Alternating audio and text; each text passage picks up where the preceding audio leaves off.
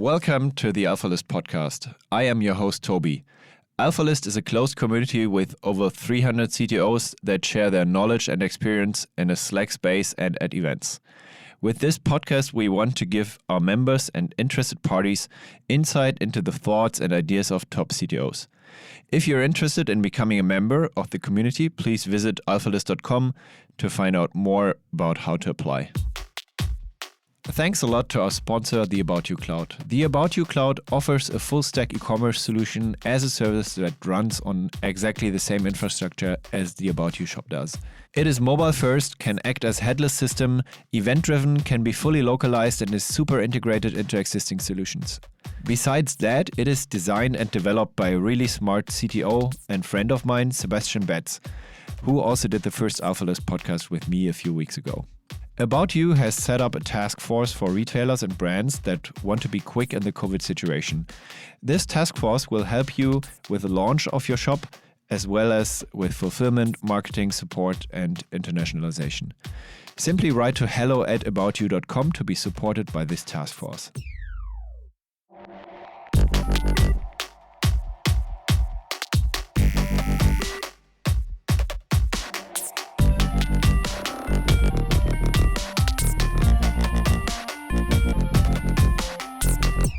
Welcome to the Alphalist podcast. I'm your host, Tobias, and today I'm very glad to welcome Daniel Gebler, the CTO of Picnic. Picnic is a startup rising star in Europe. They collected 350 million in funding, and their goal is to become the leading online supermarket. Daniel, maybe you could add something to my unglamorous introduction. Thanks, Tobias, and thanks everybody out there for having me. Super happy to be at your podcast. So my name is Daniel, CTO of Picnic. And Picnic is indeed an online supermarket that was founded a couple of years back, where we now collected a bit of money with a very simple mission to build the best online supermarket that is out there, where we make online grocery shopping simple, fun, and affordable for everyone.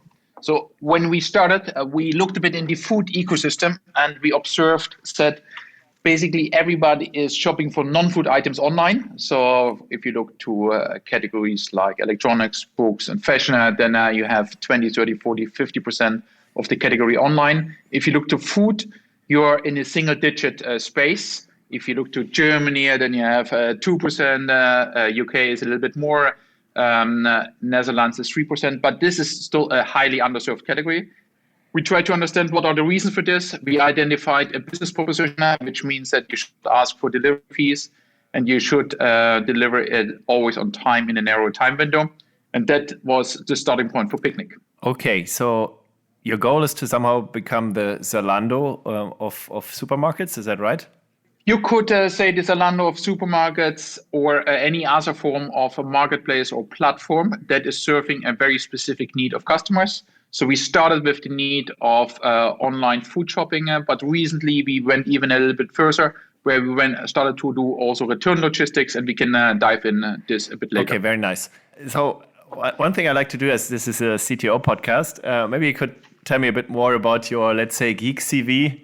So how did you get into computing, and how did you become a nerd without meaning it in a bad way? Well, nerd is always a positive thing, at least if you're in tech.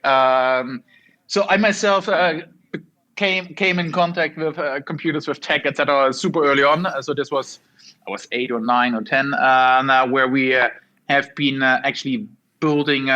So I'm from the eastern part of Germany, where you could not buy actually a PC out of the box, but you bought the pieces and put it together. So that means I really did all the soldering yourself. And that was the starting point. And at some point, I became part of the demo scene where we built 4K and 64K demos. We spent all kind of weekends and evenings on with this kind of stuff. And at some point, I studied also computer science, and I thought this is something I want to do for the rest of my life, and that's what I'm doing. Okay, I think that scene is still active, right? So it's still alive. You can still do that with modern computers? Yes.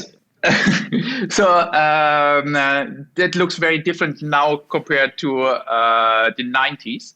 But in the 90s, we used, or late 80s, early 90s, we used Commodore 64, I didn't have an Amiga, but the early versions of x68, 286 and 386, where I had a very strong interest in 4K demos. So that means you build a very small animation together with sound in just 4K. If you look to XX now, then that is something which is extremely big. But at this point in time, 4K was enough to do this. By the way, you never used XX, you used always comps, because 128 bytes at a header is just too much for an XX. So just to get everyone on board, so 4K means 4 kilobytes then. Exactly. This is 4,096 bytes, and you're absolutely using every single byte there, and you're thinking very carefully about how you use this. You can't store large images for the rendering, but you calculate, for instance, all kind of circles and all kind of polygons that you want to render. Also for the tunes, you don't store samples, but you calculate them, and you calculate upfront the entire track, and then you play it. So that is something what we did 20 years back.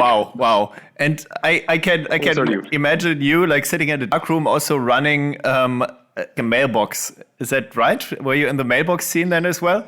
Kind of.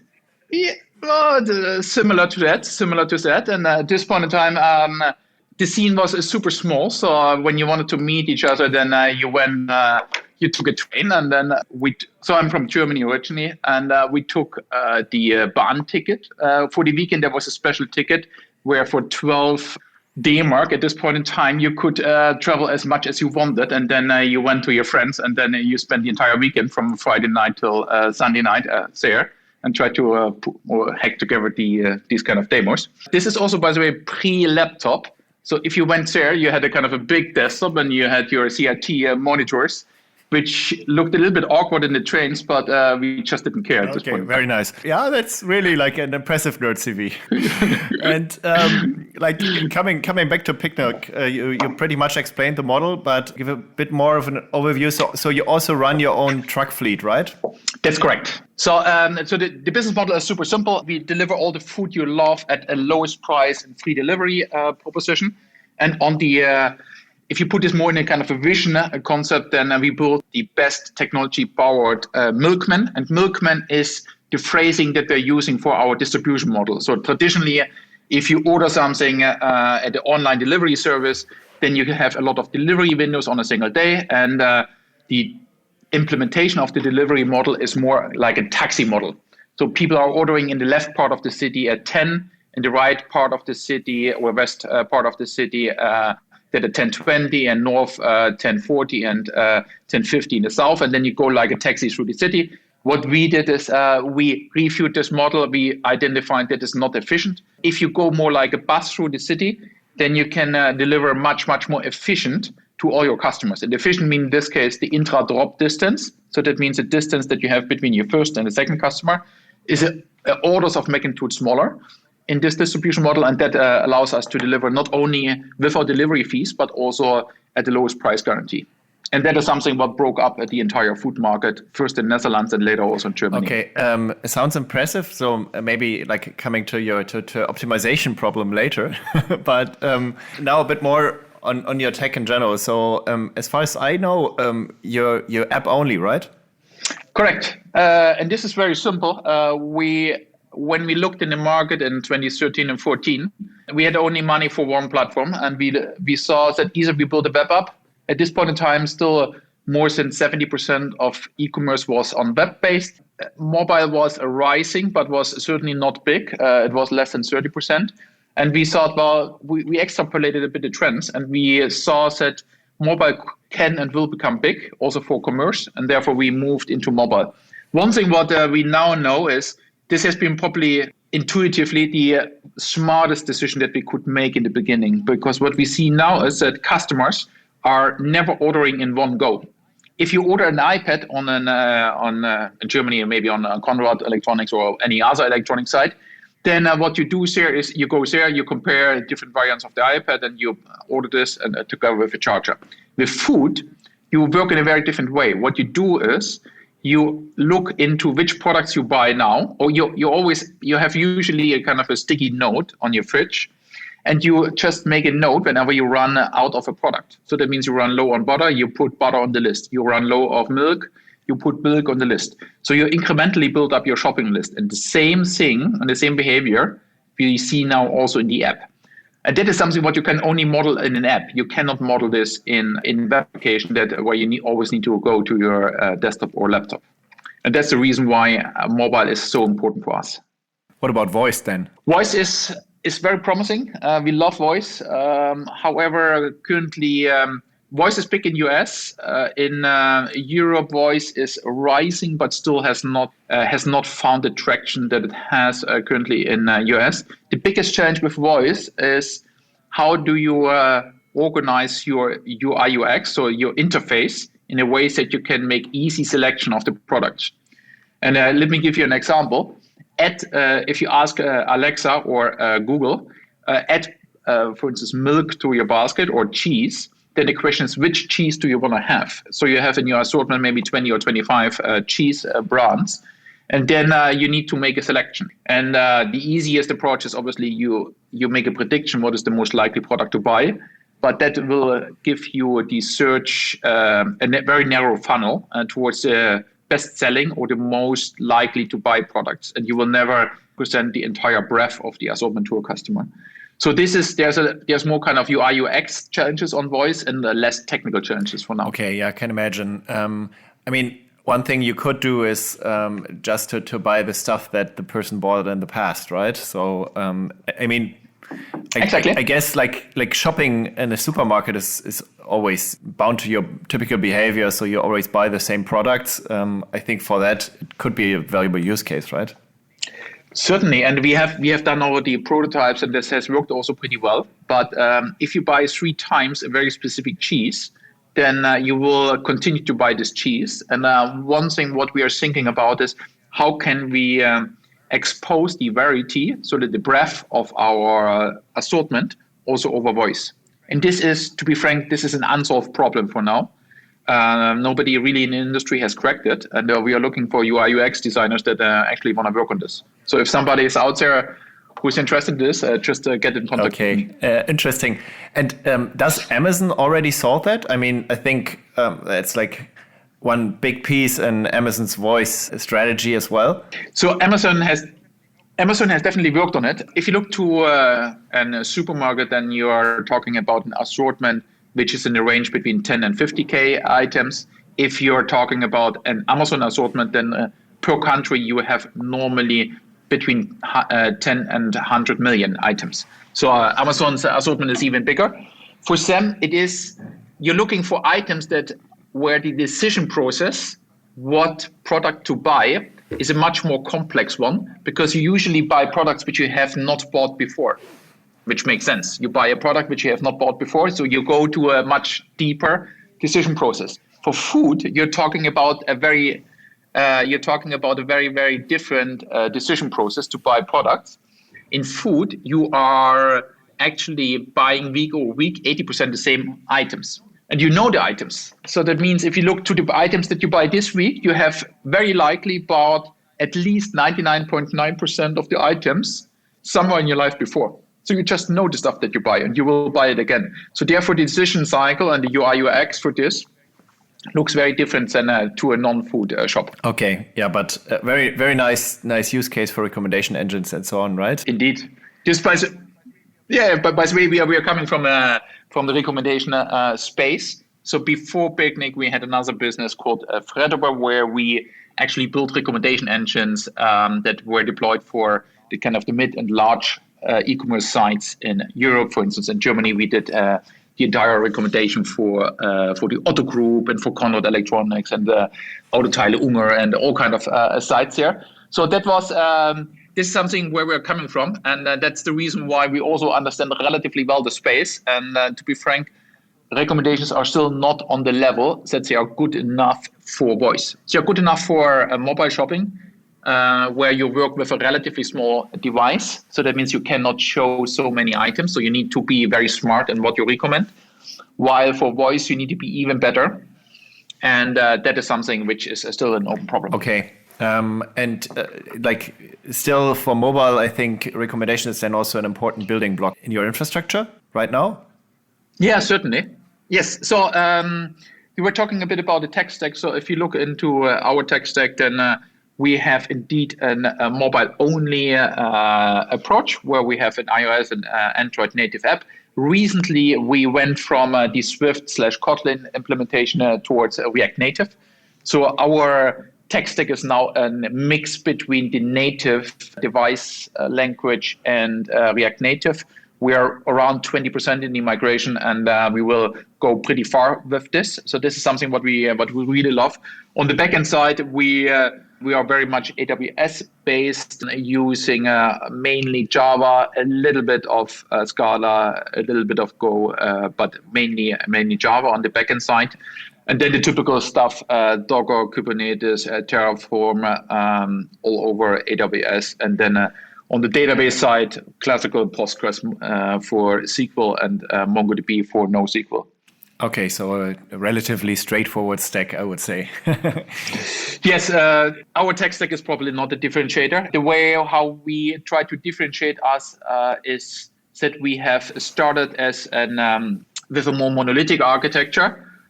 We call this Meso service. So Meso means a medium size services, which is the kind of the nice polite form of saying these are monoliths, and we have more than one monolith. So we had kind of 5 bigger services in the beginning, and we could very, very fast iterate over those monoliths. So it helped us quite a bit in the beginning to find the sweet spot of our business proposition, but also of the core tech processes. So this was a good starting point. And around 2 years ago, so around 3 years in our journey, we started to work towards a microservice architecture. And with microservices, what we learned in the journey is you need to know pretty well which kind of microservices you want to build, and especially which kind of APIs you wanna use in order to not build a distributed monolith. And that is something where we felt not comfortable in the beginning to build the microservice from the beginning, but by now this is something which works pretty well. It's common practice to also go for mid-sized services instead, right? I mean, back in the 90s, it was called service-oriented architecture, I think. Exactly. Yeah. So now you went like to the opposite with microservices, and potentially there's enough like space left in the middle, and it also makes sense to pick that. Did you read? So David Heinemeier Hansson wrote an article called "The Majestic Monolith," where he wrote about Basecamp being a totally monolithic project and how well it works for them. So I think, there are valid reasons on both sides as long as your general architecture fits your needs, right? And it works well for you. And iterating fast is something. Absolutely. I think one thing what I have not seen often, but if you look from a tech leadership angle, what you need to consider also if you do the microservice split up, that at some point it makes sense to merge again some of the microservices together. The worst what can happen is you split up your monolith microservices. At some point you need to refactor stuff. This becomes a bit kind of messy because you need to change drastically APIs.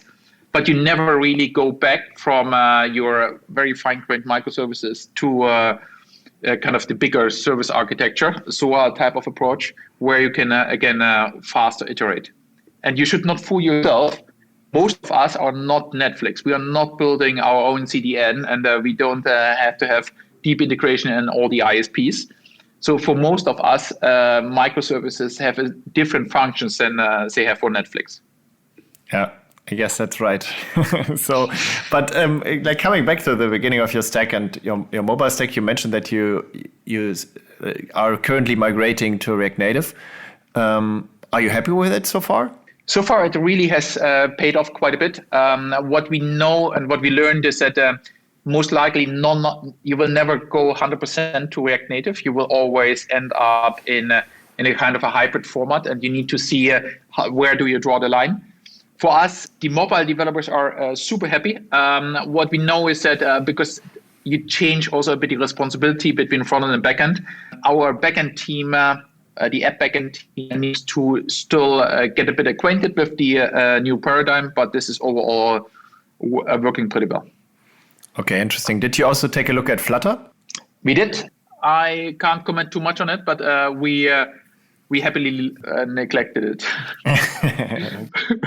But yes, we have looked quite a bit into it. We built also POC and POT, but we felt a bit more comfortable with the Facebook approach with React Native. Okay, and like if you look at all the stuff you do, where you think is your secret sauce? Where do you think it really makes sense? So you sound like a very pragmatic person. Where are you investing?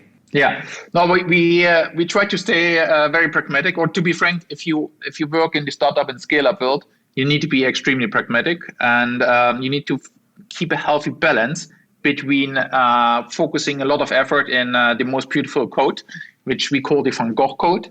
By the way, this is for us. For instance, these are topics like our logistical planning.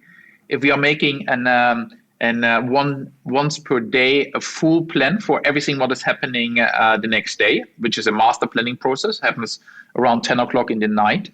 This is something which is really rock solid code, and you need to build a masterpiece there. While for everything around it, which is more kind of the satellite services and satellite modules, you can use a very, very fast approach to develop the services.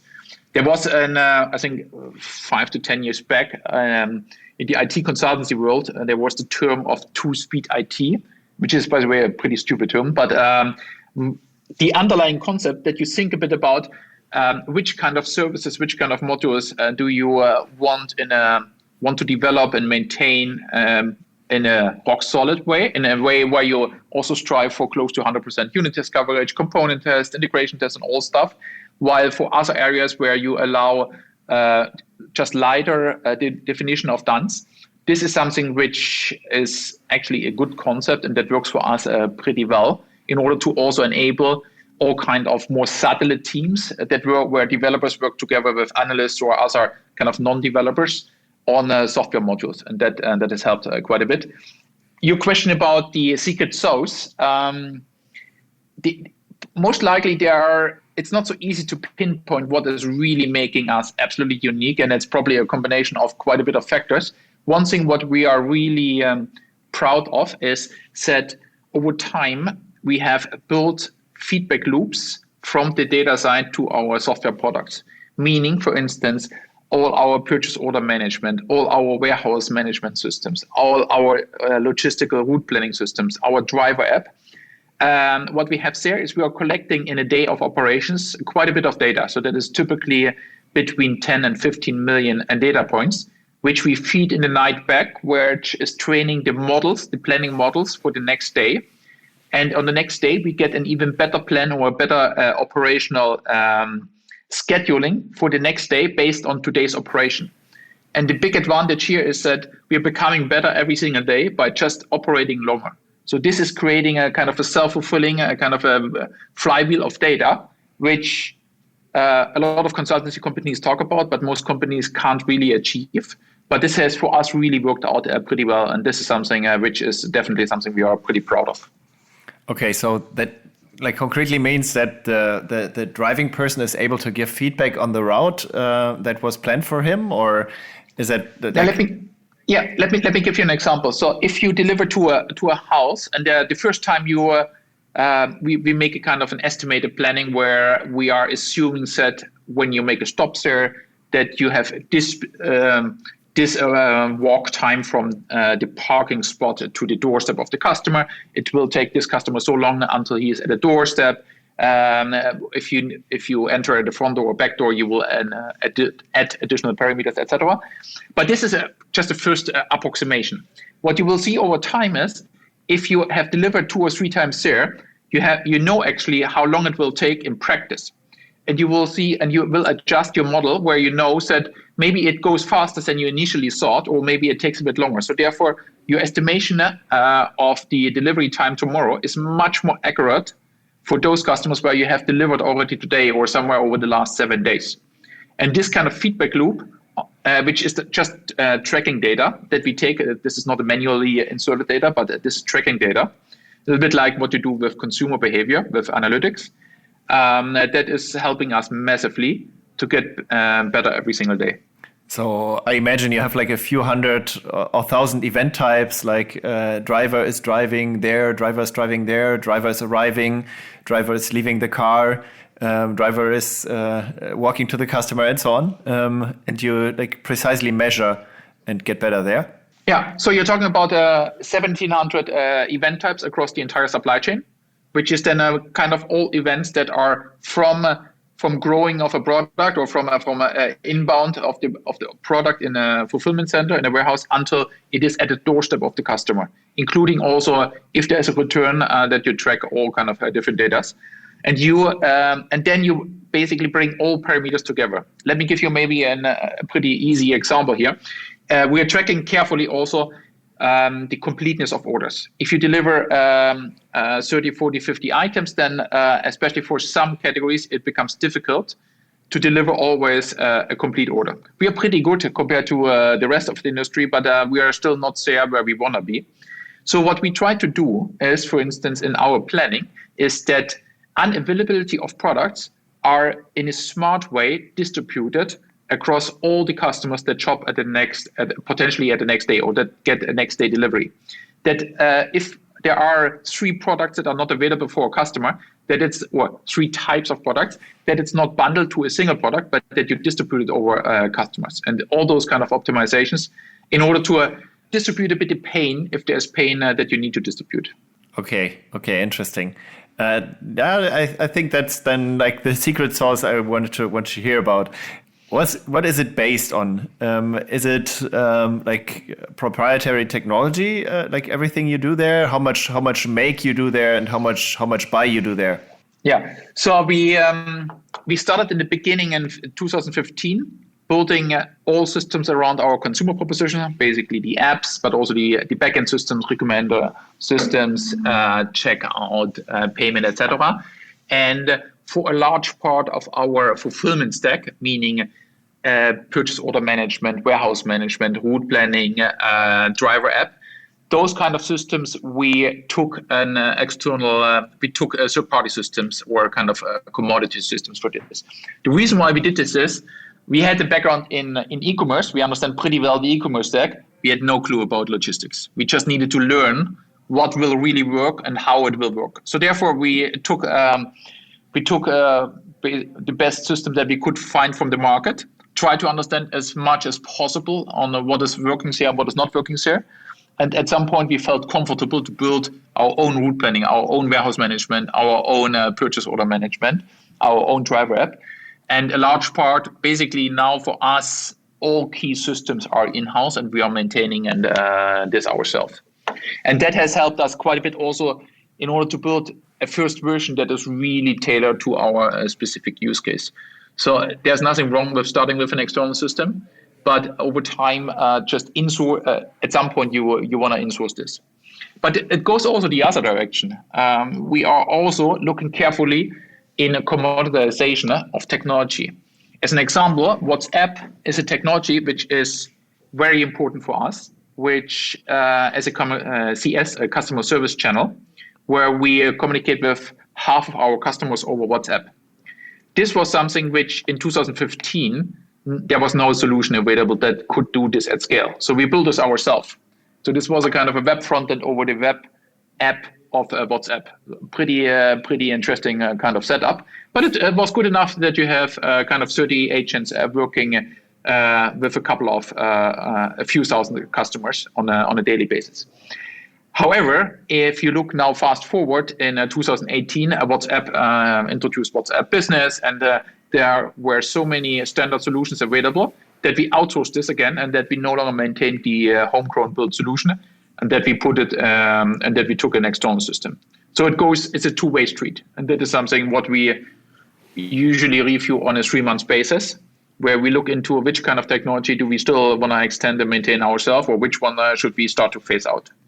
And who's doing that? Like you as a founder team, or like you yourself with a few architects? Or usually I myself and the kind of the tech leadership team, which is kind of architects and tech leads that are looking into this. and then we make a kind of a round robin over the year that we focus usually in the beginning of the year more on the supply chain side, and then. I want to deep dive a bit more on the fulfillment side of things. So you mentioned that you're using Java. I guess you then use like something like PubSub at large scale these days. Is that correct? Like Kafka or something? Yes. So we started at some point with Kinesis. Later we went to Kafka. On the for the consumer for the analytics events, we're using a system called Snowplow, which is basically under the hood and Kafka/Kinesis implementation to pipe events from the event producers towards a data warehouse. As an event, as a message bus system, we are using a RabbitMQ for connecting our supply chain, different kind of supply chain systems with the master planning system. So that's the backbone that we are using on the event bus side. Okay, and then machine learning? So on the machine learning side, we are using quite a bit of homegrown technology. So there's quite a bit of Keras, a bit of Pandas, everything. Essentially everything what you can find on the machine and the deep learning side of that is Python based. We have tried out. For now, the main focus is on TensorFlow and derivatives from TensorFlow.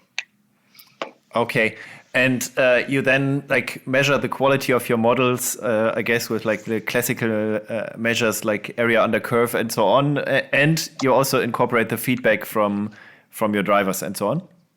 Exactly. So there's always a kind of a performance measure that we make based on the actual day prediction. So that means on a daily basis, we are looking into how well could our systems predict and forecast the actual demand, the actual supply, the actual accuracy of a supplier, the actual, for instance, sick rates of our warehouse personnel or of our drivers, and many, many more components.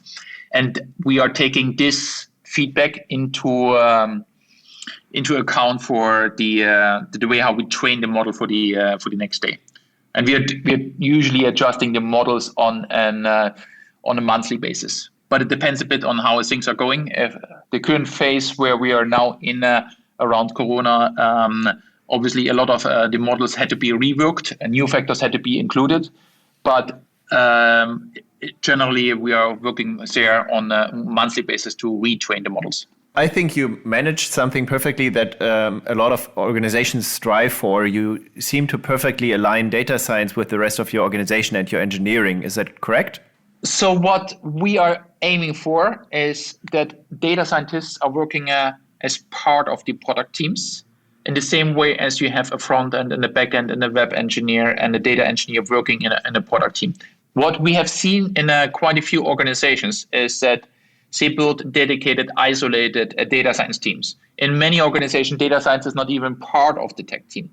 This is something which you very quickly realize builds a kind of a silo where data scientists cannot be efficient. So what we do is we have a data science platform team, and this is the team that builds the necessary infrastructure for the data scientists.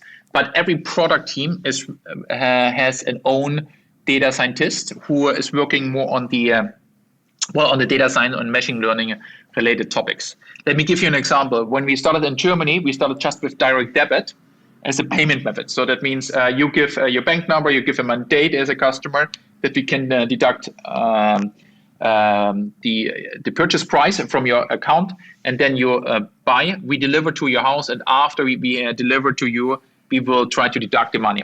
What we thought is that this should work, and Germans are great people. Groceries is something which is not so expensive. So that should work out. What we realized is that we have been a little bit too optimistic. You need to understand better to whom can you actually offer a direct debit as a payment method, or for whom do you need to offer payment methods where you pay before delivery. So this is something where you do a lot of data science, where now, for instance, the payment team that is implementing the payment service provider and the payment flows, classical front and back end engineering, works together with the data scientist that builds up all the fraud modeling to understand which kind of customers are customers that may not be, to whom you need to offer a payment method where he pays upfront. An example is if you shop at 2:00 in the night for lots of liquor, then the likelihood that you will actually pay for it is relatively small. So we will kindly ask you that you pay before we deliver to you. Okay, interesting. This podcast is kindly supported by Fastly, the key challenger in the CDN market. Fastly is pushing ahead the technical boundaries and is, from my personal perspective, the best solution on the market. Fastly is one of the key drivers of the Edge Cloud movement. In one of the next podcasts, I will also talk to Tyler McMullen, Fastly CTO, about WebAssembly and the Edge. Well-known customers of Fastly are Shopify, the New York Times, Reddit, GitHub, and many, many more. If you want to try it all with first-class support, just go to fastly.com/alphalist. Coming from data science to Corona, so I can imagine that scaling up everything was crazy, and that also like working from home office back then, or starting to be like a fully remote company, was a totally new experience. So happy to hear more how scaling went and how you actually managed the situation. When we're talking about tech, then we're talking about around 150 engineers. But as a company itself, we are more than 5,000 people by now. And this is a large part works in warehouses, a large part works as drivers on the street, which we call runner. And we took very drastic measures on aligning the entire organization for the new normal. And the new normal is for us much deeper than for most other organizations. Most organizations had to find a modus operandi to work from home and arranged essentially all communications and processes around it for this new normal.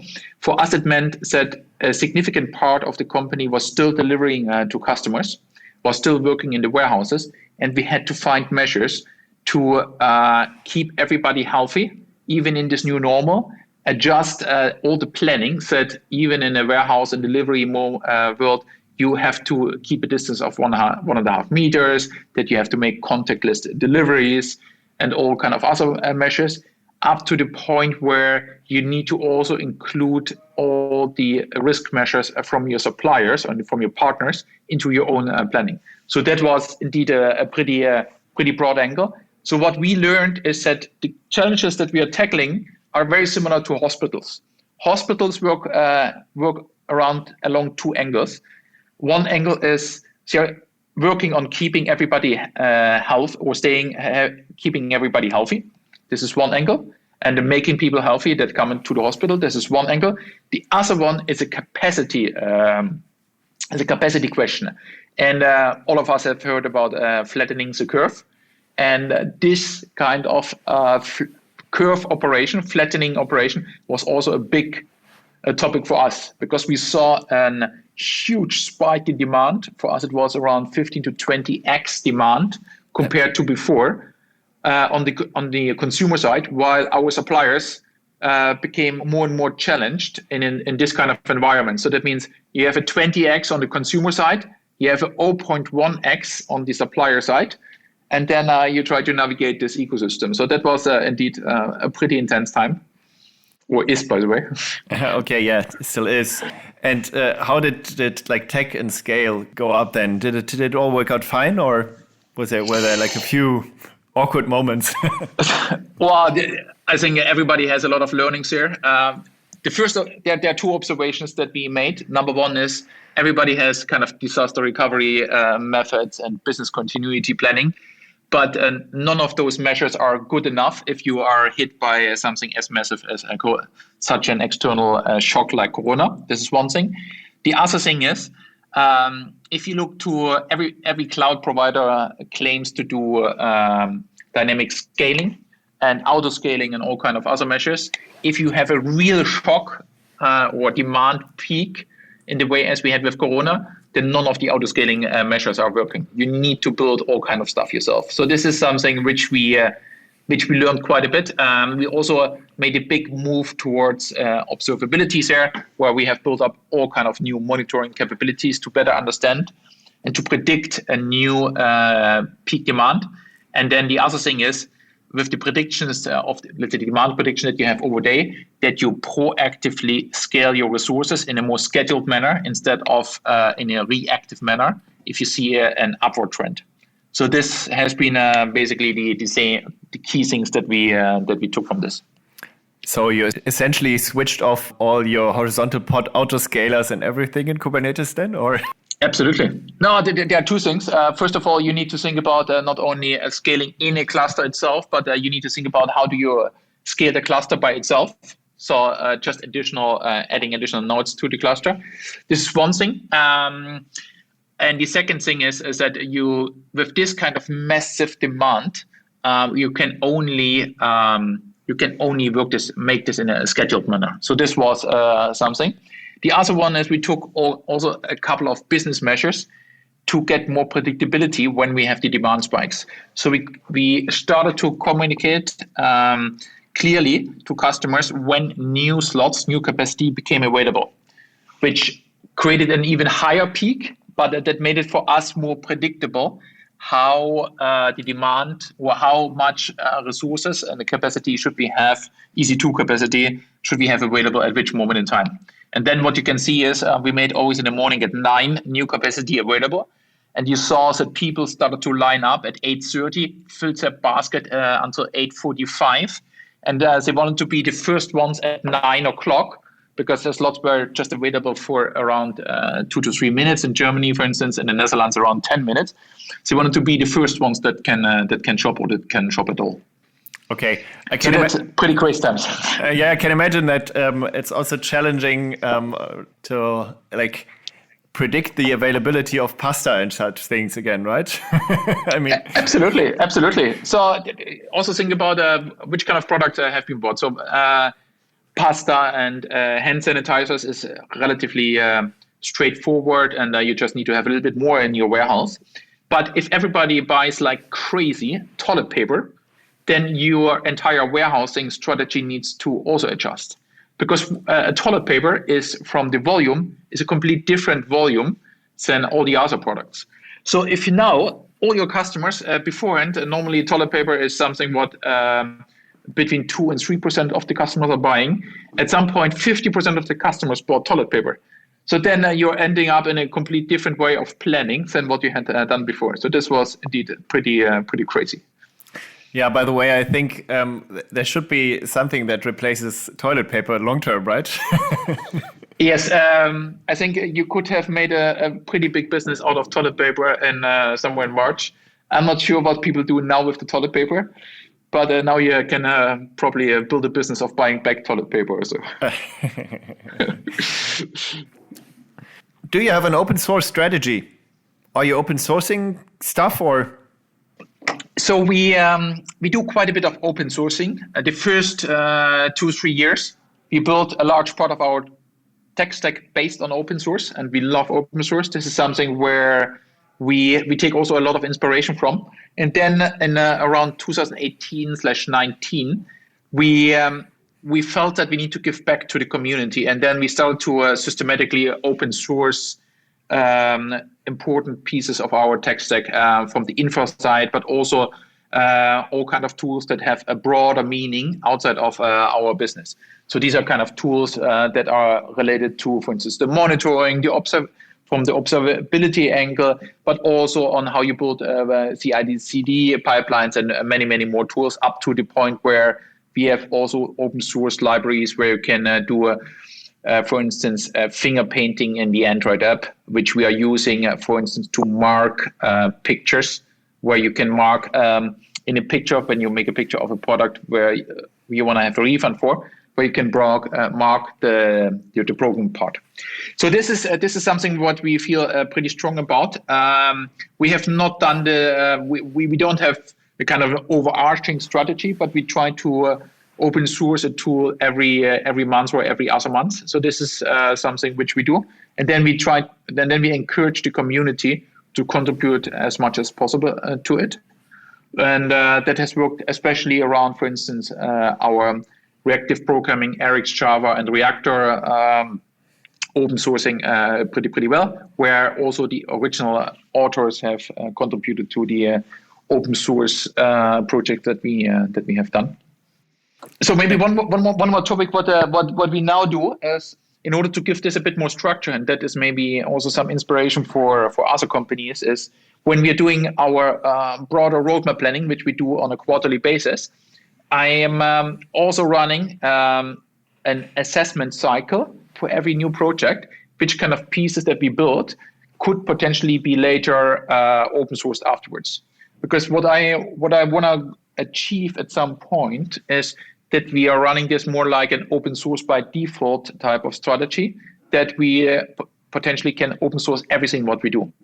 What we know is that we have hopefully pretty smart algorithms, but the real magic of what we do is more in the data and how data is powering all the software tools that we develop. And I would not be, and I could imagine that we are open sourcing a very broad part of our tech stack at some point. Okay, interesting. But open sourcing also means a lot of work, right? So a lot of work involved in polishing.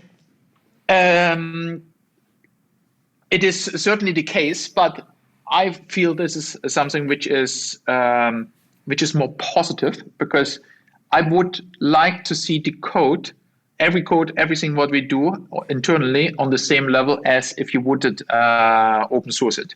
And yes, indeed, engineers are putting quite a bit of effort before they open source it, because this is their kind of business card towards the outside world, what they publish there.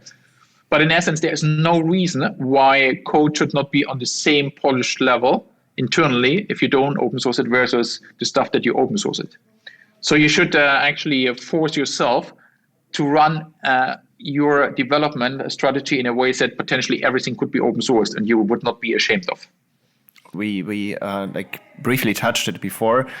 How do you run your team? How are your teams operating?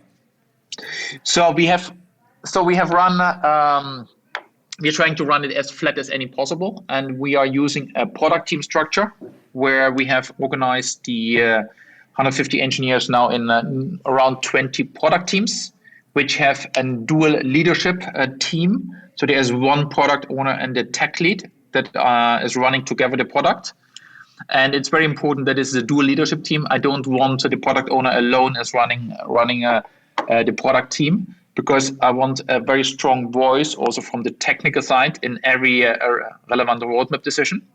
And the split between how much kind of business features versus how much technical improvements do we develop, it depends a bit on the maturity of a product and can range from 20% tech until significantly more. But this is something what has worked pretty well for us. All product owners and tech leads are reporting directly to me, which means that I'm having more than 30 direct reports, which means in essence, those teams are running fully autonomous. On a weekly basis, I'm focusing on something like 3 to 5 product teams or tech leads and product owners, where I have quite a bit of attention and with whom I'm working towards the next version of their product. So the rest of the teams are running fully autonomous, and we are running weekly product meetings where both the product owners are come together and align the product strategy, and also the tech leads come together on a weekly basis, and we are running quarterly roadmap plannings. Okay. But the roadmap plannings are pretty easy, where product owners and tech leads proposing roadmaps. In my role, together with a few other people in the company, are basically aligning the different roadmaps and help with the prioritization. But a large part, 80-90% of the responsibility for what we will build next comes from the product teams. They build it, they own it. Okay, cool. So there's no chief product officer. We don't. Product is currently a distributed ownership across the product owners, and we feel that this is also something which is pretty powerful. So I'm at some point, obviously, you need somebody who is coordinating and organizing and aligning all the different kind of product teams and the product streams and roadmaps. I'm doing this to some extent, but this is something which I do aside all kind of other topics. So this is a very light role that I'm fulfilling here. For now, this is we don't have a head of product, and that is something which so far has been more beneficial for us than disadvantages. As an interesting thought is, in this sense, if you have a distributed product ownership across all product owners, the question is how do you get consistency and coherence around all the different kind of product offerings, around all your different product teams. And this is something what we try to achieve with very intensive alignment and collaboration between the product teams. So there's a lot of discussion about sharing best practices, sharing clearly also all retrospectives between the product teams, that the teams do not only know what works well and how the product team is progressing, but also what has not worked in a product team. The biggest challenge that an organization that you have between 100 and 500 engineers is how can you make cross-team learning effective?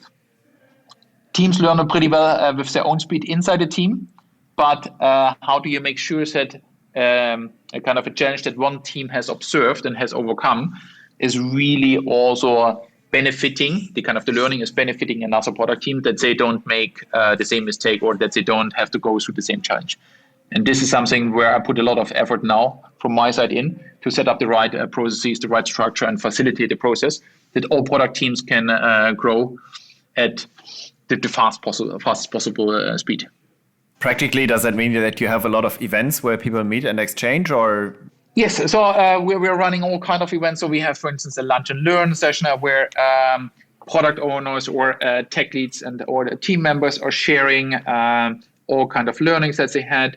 We have tech academies as part of the guilds. We are sharing a lot of knowledge. So there's a lot of stuff happening.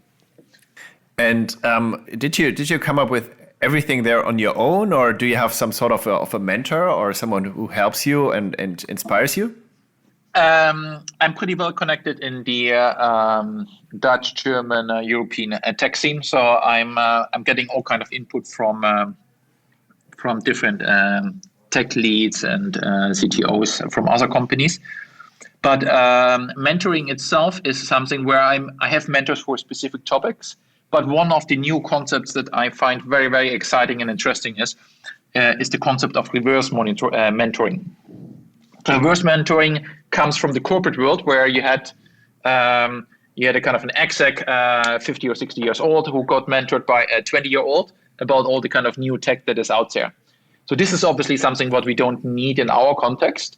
But one thing what is interesting is that in order to get regular feedback from your teams about how they are doing, but also what you can do as a leader of your tech teams better, it's nice to actually ask your teams, how can I be more helpful to you? What should I do better in order for you to become more effective? And this is something what in a reverse mentoring structure helps pretty well. And if you select a nice heterogeneous set of reverse mentors, then you get a lot of input from more your junior team members that help you to grow to the next level and the next version of yourself. Sounds as if you also sometimes try to teach yourself new technologies and so on. How hands-on are you? Are you still coding every once in a while, or? I'm trying to. So we have a pretty rigid pull request, and I see how painful it is if you want to get something through which is not really perfect. But I've focused in the beginning very much on quite a bit of the satellite modules. So I've built a large part of our analytics infrastructure and dashboards and a couple of elements from our warehouse and fulfillment systems. And the reason for this is, and I feel, and I try to still do from time to time some development, also to stay a bit sharp and to stay meaningful to the team. Time is obviously a limiting factor about how much I can do there. What I now do is I build regularly tools, for instance, for the static code analysis. I'm a big fan of understanding better what the teams are doing on a more holistic level from the code side. So we are looking into all the analytics that we can get from GitHub, from Jira, and from other systems, and to see a bit on what is driving our velocity, what is driving our developer happiness and productivity from different kind of angles. And this is pretty insightful. Do you have like a tool, book, or gadget you constantly annoy your colleagues with because you recommend it to everyone? To be frank, I'm not really a kind of a big gadget guy. I recently bought a Garmin Phoenix, which is a pretty nice smartwatch for your workouts, and you can really track everything to moving a bit in the direction of your quantified self. But from the tech side, what I really like as a tool is a cool in GitHub called Pull Panda, where you can manage the entire life cycle of your pull request, where you can monitor a bit who has how many pull requests open. You can ping people to provide a review to the pull request, etc. So this has helped us quite a bit, and this is a cool tool that I'm very much promoting in the company itself. The other kind of tool that I'm promoting in the company is everything around the SonarQube, kind of code analytics, where I'm trying to build up a good framework that helps us to understand on a daily, weekly, monthly basis on how we are doing, and not only kind of the low-level code analytics, but also a bit what is the coverage on integration tests or on component tests, so topics that are usually not covered by the traditional metrics, but that can be pretty insightful. So this is something what I'm chasing my team, and I basically annoy a bit my team from time to time a bit about. My last question: if your little electric van was a time machine, to which time would you travel back, and what would you whisper into little Daniel's ears then? Yes. That's a very interesting question, because if you reflect a bit on the stuff that you have done, if you have not done too many big mistakes, and in hindsight, you're always smarter, so you want to do stuff different. But if it's based on incomplete information, then it's not so meaningful. I think the most important learning that I had on this journey is that most of the stuff we should have started a little bit earlier. For instance, moving to a systematic data warehouse model, moving to a more structured way of organizing the teams, focusing a little bit more on the development process side, focusing more structured around technical communication. These are the topics where I think just by being a little bit earlier and enabling a broader part of the team, this is something what I would probably whisper to myself. Besides that, the story of Picnic is certainly not written completely. We are in our journey. We have just done 10% of it. So there's probably many more learnings to come down the road. So you would probably also travel to the future then. I would certainly travel to the future and see a bit on what can I do now better to avoid all the pitfalls that may come down the road.